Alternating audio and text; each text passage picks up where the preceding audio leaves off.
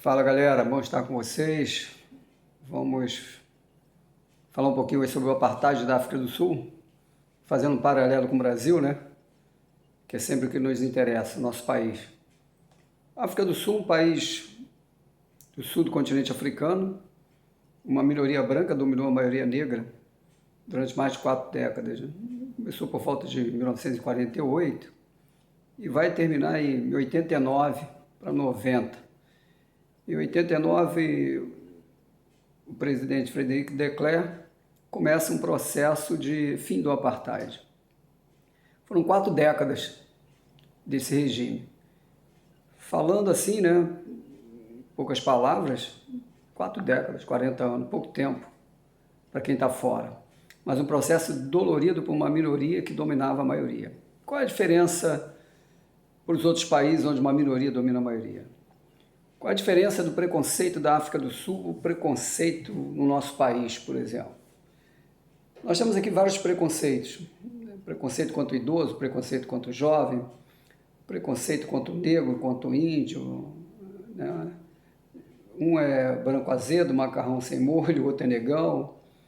E alguns convivem bem, outros levam sempre para o lado do preconceito. Mas a diferença é que o preconceito na África do Sul ele era legal. Estava na legislação, né? A minoria branca, inglesa, né, uma colônia inglesa, dominada pelo inglês, criou leis onde os brancos tinham todos os privilégios e os negros nenhum. Essa é a diferença. Um preconceito que estava legal, institucionalizado. Em todos os países o preconceito existe, de uma forma às vezes velada. A gente precisa trabalhar com ele. Só a educação pode acabar, ou melhorar, ou fazer as pessoas enxergarem que somos seres humanos. Mas esse preconceito na África do Sul, que era legal, né? Estava na lei, as pessoas lutaram, né? Muitos morreram para que essa lei fosse jogada no lixo. A gente tem como ícone da África do Sul Nelson Mandela, Desmond Tutu.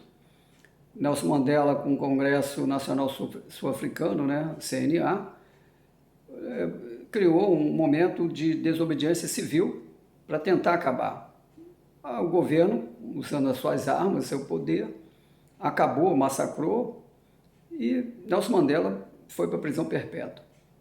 Lógico que Nelson Mandela foi um ícone, mas quantos Nelson Mandela tiveram lá? Quantos morreram para que esse regime acabasse? Muitos, né? Muita gente trabalhou, muita gente morreu para que o regime acabasse. Em 89, então, de Klerk entra na presidência, Frederic de Klerk, e começa um processo.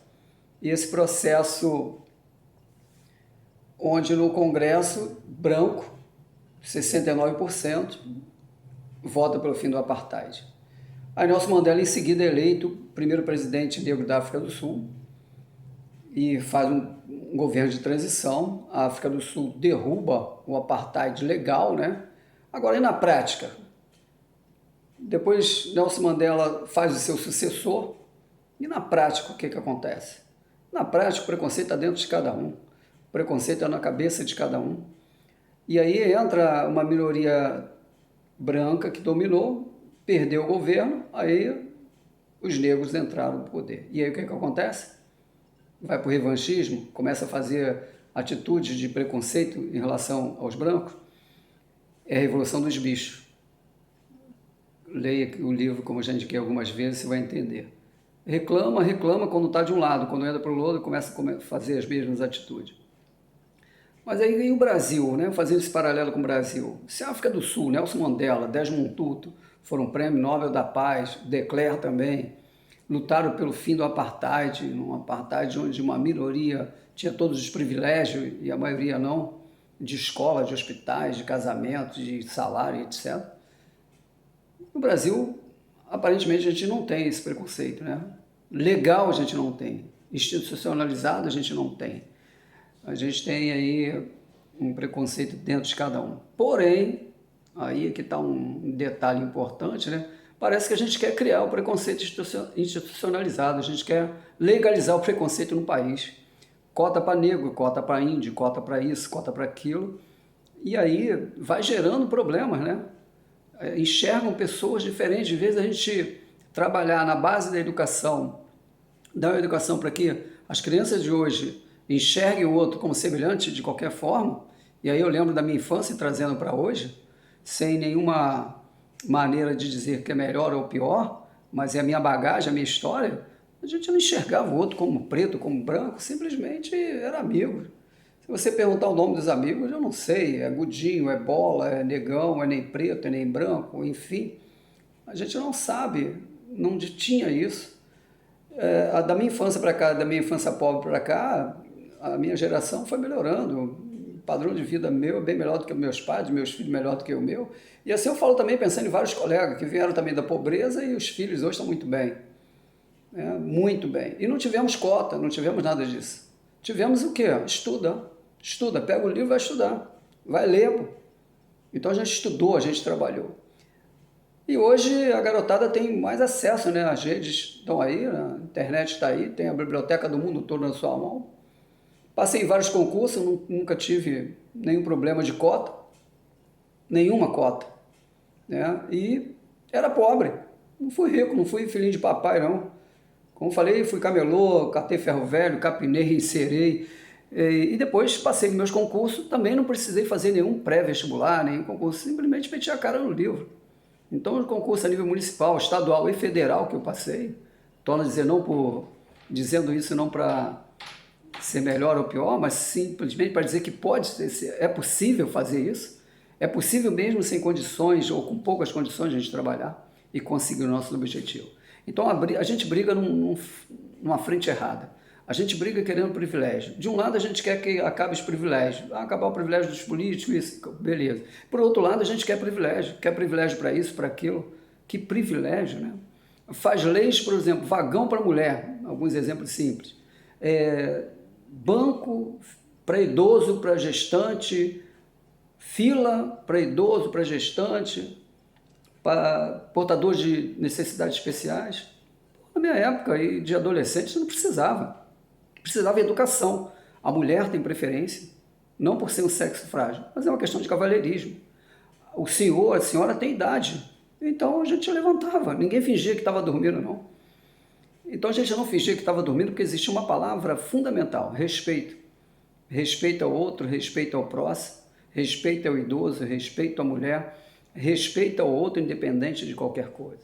Então no nosso país a gente precisa tomar cuidado, né? Porque a gente está criando aí algumas leis que daqui a pouco a gente vai querer acabar com as leis porque está legalizando algumas diferenças que não deveriam existir.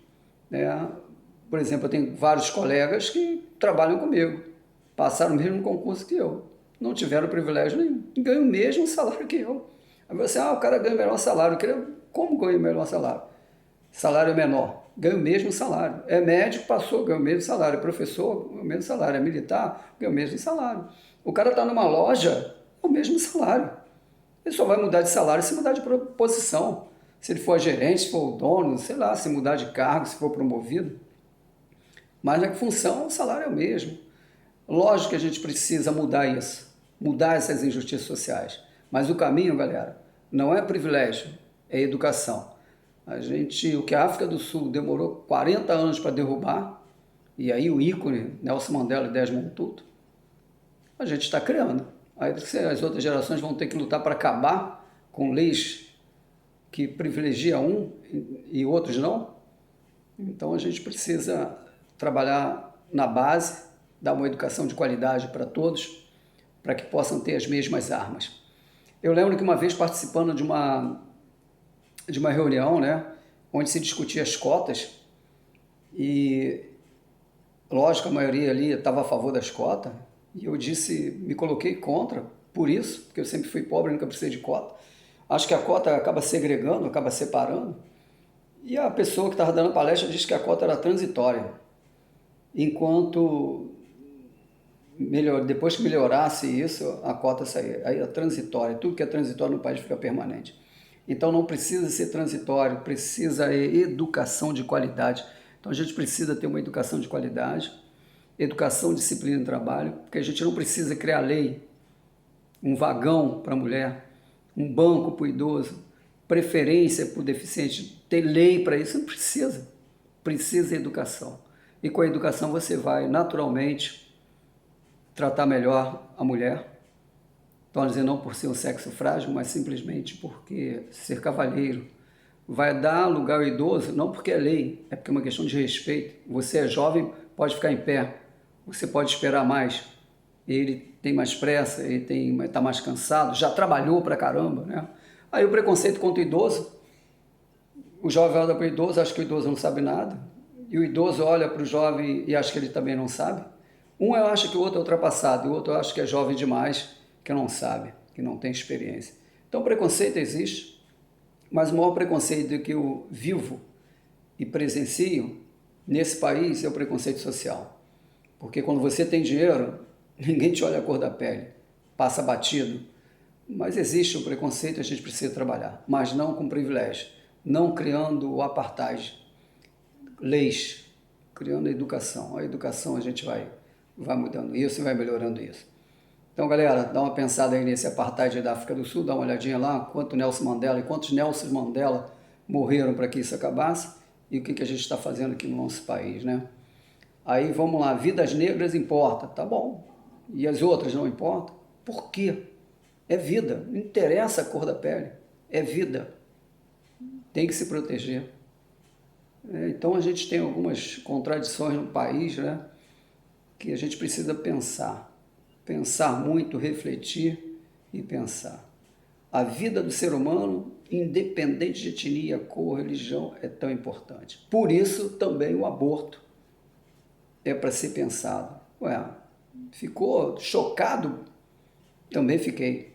Mas e o aborto? Ninguém fica chocado. Quantas outras mortes nós tivemos num país e ninguém falou nada, não é uma comoção.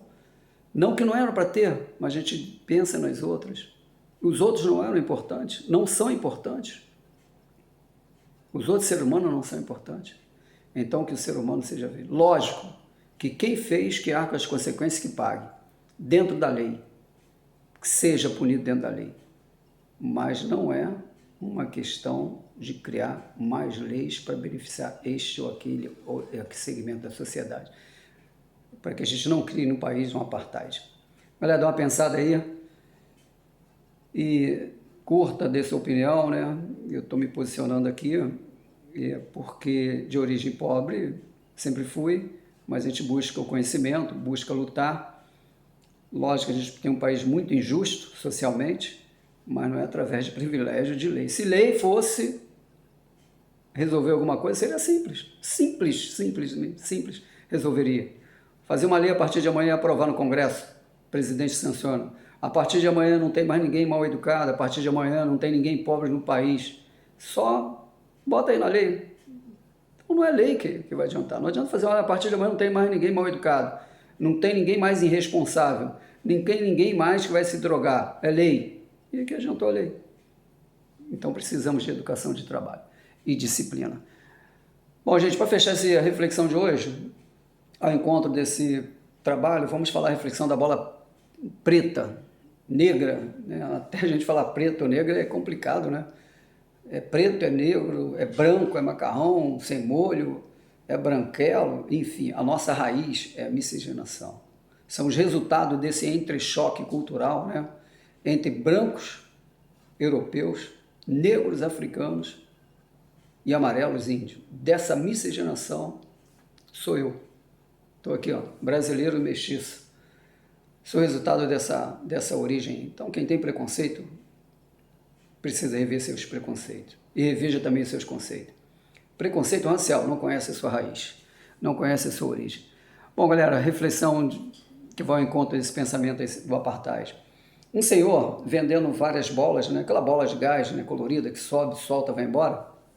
E ao final do dia, ele começou a soltar as bolas. Cortou azul e a bola azul foi embora. E um garotinho, na faixa dos seus 10 anos, olhava para ele e disse, mas a preta não vai subir. Aí ele cortou a branca e a branca foi embora, o garoto olhando. E ele disse de novo, o garoto, mas a preta não sobe. Cada bola que o senhor cortava embora, ele repetia a mesma frase, mas a preta não sobe. O senhor foi soltando a branca, a vermelha, a azul, a verde, a laranja e deixou a preta por último. E olhou para o menino e o menino repetiu, mas a preta não sobe. Aí o senhor cortou e a preta foi embora. O garoto ficou espantado. espantado porque ele achou que não. Quer dizer, quem incutiu, como, que educação é essa que ele via que a preta não ia subir? E aí o Senhor explica para ele, apesar da aparência, apesar das cores diferentes, todas elas tinham a mesma essência, o mesmo gás. Por isso, ela também subiu. E conversaram ali um bom tempo. Então, galera, apesar da nossa aparência, temos a nossa essência de ser humano. Então, o que faz a diferença não é a aparência, é a sua essência. O que faz a diferença não é o ter, é o ser. Que ser humano você é, que pessoa você é. Valeu, galera, um beijo no coração, até a próxima. Fique com Deus, bom estar com vocês. Tchau, galera.